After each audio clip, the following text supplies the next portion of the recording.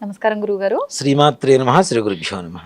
గురుగారు, మనకు శ్రావణ మాసం, కార్తీక మాసం తీసుకుంటే ఆ నెలంతా కూడా మనం ఒక పండగ వాతావరణమే ఉంటుంది. ప్రత్యేకంగా ప్రతి తిథి, ప్రతి నిత్యము కూడా ఏదో ఒక పూజలు, ఏదో ఒక భగవంతుని ఆరాధిస్తూనే ఉంటాం. మరి ప్రత్యేకంగా శ్రావణ మాసంలో శనివారం రోజు ఎక్కువగా మనం ఏ దైవాన్ని ఆరాధించాల్సి ఉంటుంది? ముఖ్యంగా శ్రావణ శనివారానికి ఎటువంటి విశిష్టత ఉంది గురుగారు, తెలియజేయండి. శుభం భూయాదమ్మ. కలవు వెంకట నాయక అంటూ ఉంటాం. కలియుగంలో వెంకటేశ్వర స్వామి వారు మనకి ప్రత్యక్ష దైవం అని చెప్పి చెబుతూ ఉంటాం కదా. అవును గురుగారు. వెంకటేశ్వర స్వామి వారి జన్మ నక్షత్రం ఏమిటి అంటే శ్రవణ నక్షత్రం. ఆయన పుట్టింది శ్రవణ నక్షత్రంలో అని జననం. శ్రావణ మాసంలో పౌర్ణమి రోజున వచ్చేటువంటి నక్షత్రం శ్రవణ నక్షత్రం కాబట్టి శ్రావణ మాసం అని చెప్పి పిలుస్తూ ఉంటాం మాసాన్ని. ఆయన మాసం ఆ పౌర్ణమి రోజున ఎక్కడైతే ప్రతిబింబిస్తూ ఉంటుందో ఆ మాసాన్ని మొత్తానికి ఆ నక్షత్ర ప్రభావం తప్పనిసరిగా ఉంటుంది. అంతకుముందు కూడా మనం చెప్పుకున్నాం, 12 మాసాలకు 12 నక్షత్రాలు వస్తే ఆ నక్షత్ర ప్రభావం మాసమంతా కూడా ఉంటుంది కాబట్టి ఆ మాసానికి ఆ పేరు ఉంటుంది. అలాగే ఆయన జన్మ నక్షత్రం శ్రవణ నక్షత్రం కలిగినటువంటి ఆ ప్రభావం కలిగినటువంటి మాసమంతా కూడాను విష్ణుమూర్తికి చాలా విశేషమైనటువంటి మాసం. అలాగే శ్రావణ శనివారం, శనివారం అంటేనే వెంకటేశ్వర స్వామి వారు. అలాంటిది శ్రవణ నక్షత్రం శనివారం కలిసి వచ్చిన రోజున కానీ ఇప్పుడు కూడా చూడండి, మనకి ప్రతి శ్రవణ నక్షత్రానికి కూడాను వెంకటేశ్వర స్వామి వారికి చాలా విశేషమైనటువంటి పూజలు చేస్తుంటారు. ఎక్కడ వెంకటేశ్వర స్వామి వారి దేవాలయం తీసుకున్నా తిరుపతితో సమానంగా మొత్తం. అలాగే ప్రతి ఈ శ్రావణ మాసంలో వచ్చేటువంటి శనివారం ఏదైతే ఉంటుందో వెంకటేశ్వర స్వామి వారికి చాలా ప్రీతికరమైనటువంటి రోజులుగా చెప్పుకోవచ్చు. 7 శనివారాల వ్రతం అని ఒక వ్రతం ఉంటుంది వెంకటేశ్వర స్వామి వారికి. 7 కొండలు కదా, 7 శనివారాల వ్రతం అనేటువంటిది ఒక విశేషమైనటువంటి వ్రతం. ఈ వ్రతాన్ని ఎప్పుడు ప్రారంభించాలి అంటే శ్రావణ మాసంలో వచ్చేటువంటి శనివారం రోజున ప్రారంభించాలి అనేటువంటిది ఒక నియమం. అది ఎప్పుడైనా చేసుకోవచ్చు, కానీ శ్రావణ మాసంలో ఇంకా ఉన్నతమైనటువంటి ఫలితాన్ని ఇవ్వడానికి అవకాశం ఉంటుంది. ఈ 7 శనివారాల వ్రతం చేసేటువంటి వాళ్ళు శనివారం రోజున, మొట్టమొదటి శనివారం రోజున ప్రారంభించుకుంటే మనకి చివరి వచ్చేసరికి భాద్రపద మాసంలో 7 శనివారం వస్తుంది. దానివల్ల ఇదేం లేదు. కానీ 4 శనివారాలు మనం శ్రావణ మాసంలోనూ పూజ చేస్తూ ఉంటాం.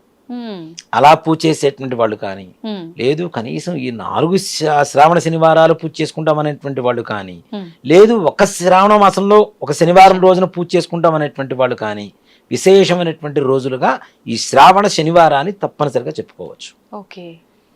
వెంకటేశ్వర స్వామి వారిని పూజ చేస్తే లక్ష్మీదేవిని పూజ చేసినట్టే. ఆయన వక్షస్థలంలోనే లక్ష్మీదేవి ఉంటుంది కదా, విష్ణుమూర్తి వక్షస్థలంలోనే. కాబట్టి ఈ శ్రావణ శనివారం రోజున వెంకటేశ్వర స్వామి వారి దీపారాధన, 7 శనివారాల వ్రతం, లేదా కనీసం 3 శనివారాలు, 4 శనివారాలు, ఒక శనివారం అయినా సరే ఈ వ్రతం చేసుకోవడం అనేది చాలా విశేషమైనటువంటి ఫలితాన్ని ఇస్తూ ఉంటుంది మనకి. ఈ శనివార వ్రతం ఎలా చేయాలి అంటే 7 శనివారాలు చేసేటువంటి విధానం చెప్తాను. దాన్నే ఒక శనివారమైనా, 3 శనివారాలైనా, 4 శనివారాలైనా చేసుకోవచ్చు. ముందుగా వెంకటేశ్వర స్వామి వారిని ఒక పీట వేసి చక్కగా ఆ పీటని పసుపు పూసేసి చక్కగా బొట్లు పెట్టేసి బియ్యం పిండి కుంకుమతో బొట్లు పెట్టి వెంకటేశ్వర స్వామి వారి పటాన్ని అక్కడ ఆవాహనం చేసుకొని దాన్ని కదిలించకుండా 7 శనివారాలు ఉంచాలి అంతే. దాంతో పాటుగా అఖండం అనేది పెట్టుకోవాలి తప్పనిసరిగా. ఒక విస్తరాకు తీసుకొని, విస్తరాకు అంటే పేపర్ ప్లేట్స్ కాదు, మన మాడపాకుతో తయారు చేసేటువంటి విస్తరాకులు, మోదురు ఆకు ఏవైతే ఉంటాయో దాంతో తయారు చేసేటువంటి విస్తరాకు తీసుకొని దాంట్లో కొద్దిగా ధాన్యం బొడ్లు పోసుకొని 2 మట్టి మూకుళ్ళు ఉంటాయి మనకి, కంచుళ్ళు అంటూ ఉంటారు, మూకుళ్ళు అంటూ ఉంటాం. ఆ మూకుళ్ళు తీసుకొని వాటిని కూడా శుభ్రంగా నీళ్లలో ఒక 10 నిమిషాలు నానబెట్టి బయటికి తీసి వాటికి కూడా చక్కగా గంధం పూసి బొట్లు పెట్టి 2 అఖండం ఒత్తున పెద్ద పెద్ద ఒత్తున అమ్ముతూ ఉంటారు. లేదు మనమే తయారు చేసుకోవచ్చు, పత్తి తీసుకొని దాంట్లో నువ్వులు నూనె మొత్తం రోజు 7 శనివారాల పాటు అంటే 49 రోజులు, దాదాపు 50 రోజుల పాటు మొత్తం ఆవు నెయ్యి వాడాలంటే ఇప్పుడున్న పరిస్థితులు ఆస్తులు కూడా అమ్ముకోవాల్సిన పరిస్థితి. కాబట్టి నువ్వుల నూనె తీసుకొని కనీసంగా ఈ అఖండం ఒత్తులు 2-3 నానవేసుకొని దాంట్లో అఖండం వెలిగించుకొని వెంకటేశ్వర స్వామి వారిని పఠంతో పాటు కలశం ఒకటి ఆవాహన చేసుకొని బ్రాహ్మణి పిలిపించుకొని చక్కగా శ్రీ అలవేలు మంగా సమేత శ్రీ వెంకటేశ్వర స్వామి వారిని ఆవాహనం చేసుకొని ఆయనకి మనం ఎక్కువగా దీపారాధన, మనం ఈ అఖండం దీపారాధన పెట్టిన చలివిడితో తప్పనిసరిగా దీపారాధన చేస్తాం మనం. ఏదైతే బియ్యపిండి బెల్లం కలుపుతామో దాంట్లో నీళ్ళు కలుపుకొని ముద్దగా చేసుకొని దాన్ని ప్రమిదిగా తయారు చేసి దాంట్లో ఆవు నెయ్యి వేసి ఒక ఒత్తి వేసి దీపారాధన చేస్తాం. దీంతో పాటుగా ఈ వెంకటేశ్వర స్వామి వారి పఠం, కలశం, వీటితో పాటుగా వెంకటేశ్వర స్వామి వారు అంటే మనకి ఏం గుర్తుకొస్తుంది? ఫస్ట్ నామం గుర్తుకొస్తుంది, తిరునామం.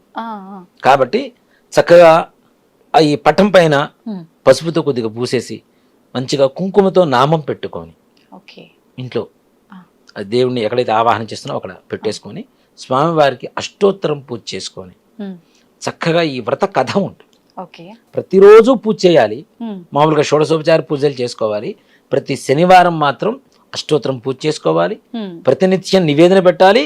ఈ శనివారం రోజున స్వామివారికి మనం బెల్లం పాయసం ఏదైతే చేస్తామో పాయసంతో పాటుగా స్వామివారికి ప్రీతికరం కాబట్టి అవకాశం ఉంటే లడ్డూ పెట్టవచ్చు, లేదు అంటే ఈ పాయసం పెట్టేసి నివేదన పెట్టేసి అష్టోత్తరం పూజ చేసుకోవాలి. ఎక్కువగా విష్ణుమూర్తికి అక్షతలతో పూజ చేయకూడదు. విష్ణుమూర్తి ఎలా ఉంటాడు అంటే స్తుతిమెత్తని శరీరం. అక్షతలు విసిరేసినప్పుడు ఆయన చర్మానికి తగిలితే చురుకు పుడుతుందట. అలా విష్ణుమూర్తికి ఎక్కువగా అక్షతలతో పూజ చేస్తే వచ్చే జన్మలో అదే బియ్యంలో పురుగులుగా పుడతారని చెప్పి శాస్త్రం. కాబట్టి విష్ణుమూర్తికి తులసీ దళాలు స్థితిమెత్తగా ఉంటాయి కదా, తులసీ దళాలతో పూజ చేసుకోవడం, అవకాశం ఉంటే పుష్పాలతో పూజ చేసుకోవడం ప్రతి నిత్యం కూడా. చక్కగా ఇంట్లో మనం ఎలా అయితే నిత్యం స్నానం చేసి భోజనం చేస్తామో ఈ 49 రోజులు కూడాను, 7 ఏళ్ళు 49 రోజులు అవుతుంది.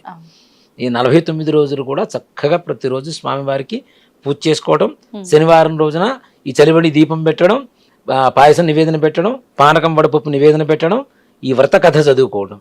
అలా 7 శనివారాలు పూర్తి చేసుకొని 7వ శనివారం రోజున అవకాశం ఉంటే వెంకటేశ్వర స్వామి వారికి కానీ విష్ణుమూర్తికి కానీ కళ్యాణం చేయడం అనేది ఆనవాయితీ.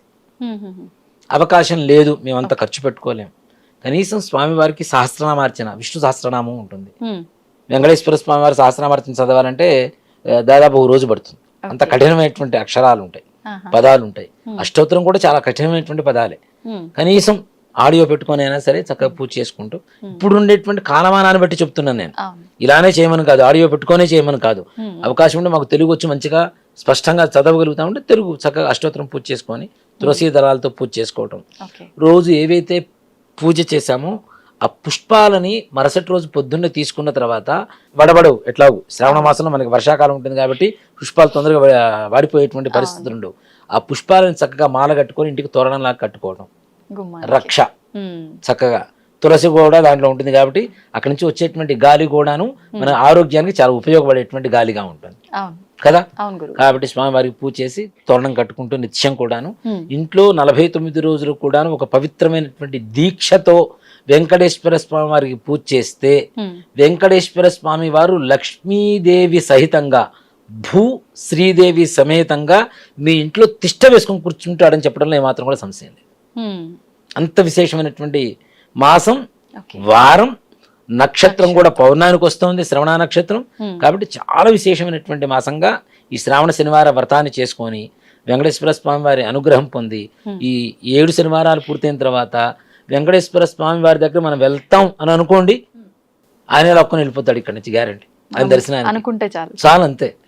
ఆయన అనుగ్రహం ఒకసారి కలిగిందంటే చూడండి, మీకు తిరుపతిలో రోజు మొత్తం మీద స్వామి వారి మీద నుంచి ఒక పుష్పం జారువాలి కింద పడుతూ ఉంటుంది ప్రతిరోజు కూడా. అది ఏ భక్తుడు వచ్చినప్పుడు పడుతుందని ఎవ్వరని చెప్పాలి. భగవంతుడు దృష్టి మన మీద పడింది, వాడి జాతకం ఆ రోజు నుంచి మహర్జాతకం మారిపోతుంది. అది ఎవరు వచ్చినప్పుడు అనేది ఎవ్వరు చెప్పలేరు. కట్టిక పేదవాడు కావచ్చు, రేపో మాపో చనిపోయేటువంటి అనారోగ్య పరిస్థితులు ఉండేటువంటి వాడు కావచ్చు, ఏవైనా సరే వారి జాతకం అప్పటి వరకు ఉండేటువంటి కష్టాల నుంచి మొత్తం పరిపూర్ణంగా మారిపోయి వాడి జీవితం ఆ వెంకటేశ్వర స్వామి వారి దేవాలయంలో బ్రహ్మ ముట్టించినటువంటి ఒక దీపం ఉంటుందని చెబుతుంటాం కదా, అలాంటి దీపంలాగా ప్రజ్వలించిపోతూ ఉంటుంది వాడి జీవితం ఆ రోజు నుంచి. ఆయన అనుగ్రహం అంత విశేషంగా ఉంటుంది. మనం చూడండి, తిరుపతి దాకా వెళ్ళి దర్శనం చేసుకోకుండా వచ్చిన వాళ్ళు చాలా మంది ఉంటారు. తిరుపతి వెళ్ళడానికి ప్రయత్నం చేసి విఫలమయ్యేటువంటి వాళ్ళు చాలా మంది ఉంటారు. అక్కడ మనకి డబ్బులు ఉందా లేదా తీసి పక్కన పెడితే కొంతమందికి స్వామి వారికి పిలిపించుకుంటాడు ఆయన. మనం ఇంత 7 శనివారాలు ఆయన్నే నమ్ముకొని గోవిందనామం చేసుకుంటూ ఆయన్నే మన ఇంట్లో ఒక వ్యక్తి, ఒక శక్తి తిరుగుతున్నాడు వెంకటేశ్వర స్వామి వారిని చెప్పి భావించిన తర్వాత మనల్ని అక్కడికి తీసుకొని వెళ్ళాలి, ఆయన ఇక్కడికి రావాలి. ఈ రెండింటిలో ఏదో ఒకటి జరగాలి తప్పనిసరిగా. కాబట్టి ఇలా చేయడం అనేది శ్రావణ శనివారాలు వెంకటేశ్వర స్వామి వారికి పూజ చేయడం అనేది చాలా విశేషమైనటువంటి సంకల్ప సిద్ధిని ఇస్తుంది తప్పనిసరిగా. ఇప్పుడు 7 వారాలు చేస్తున్నాం అనగానే ఆడవాళ్ళలో ముఖ్యంగా పూజలు అనగానే చాలా రకాల డౌట్లు. ఈ 7 వారాలు నియమాలు పాటించాల్సి ఉంటుందా? ఎటువంటి నియమాలు పాటించాలి? నిజంగా చెప్పాలి అంటే 49 రోజులు నియమంగా ఉంటే ఉత్తమం. ఉండలేనటువంటి వాళ్ళు కనీసం శనివారం అయినా సరే నియమంగా ఉండడం అనేది, తలస్నానం, నేలపడక, ఒక పూట భోజనం, ఒక పూట అల్పాహారం, ఇవి తప్పనిసరిగా చేయాలి. కనీసం శనివారం తప్పనిసరిగా చేయాలి. 7 శనివారాల వ్రతం చేస్తూ ఉంటే 7 కొండల వాడు మన ఇంటికి రావడం అనేది తథ్యం, దాంట్లో అనుమానమే లేదు. స్వామివారే స్వయంగా రావాలనుకుంటే ఖచ్చితంగా మనం నిష్టగా చేయాలి. చేస్తే చాలు, మనల్ని ఆయనైనా పిలిపించుకుంటాడు, మన దగ్గరకు ఆయనైనా వస్తాడు. ఆయన ఒకటి చెప్తానమ్మా, వెంకటేశ్వర స్వామి వారి ఇలాంటి వ్రతం చేయడం ద్వారా ఆయన స్పర్శ మనకి తప్పనిసరిగా కలుగుతుంది అనేది మాత్రం సత్యంగా చెప్పవచ్చు. ఇప్పుడు రోగం ఉంది, ఒక భర్త కోసం భార్య చేసింది, ఆయన మంచం మీద కదలలేడు, కానీ వెంకటేశ్వర స్వామి వారు అలాంటి వారిని స్పృశించి వాళ్ళ అనారోగ్య పరిస్థితి నుంచి ఆరోగ్యవంతులుగా మార్చడం అనేది మాత్రం తప్పనిసరిగా జరుగుతుంది. అలాంటి వ్రతమే ఈ 7 శనివారాల వ్రతం శ్రావణ మాసంలో చేయడం అనేది ఇంకా విశేషం. సంతోషం గురుగారు, చాలా చక్కగా వివరించారు. శ్రీమాత్రే నమః. శ్రీ గురుభ్యో నమః.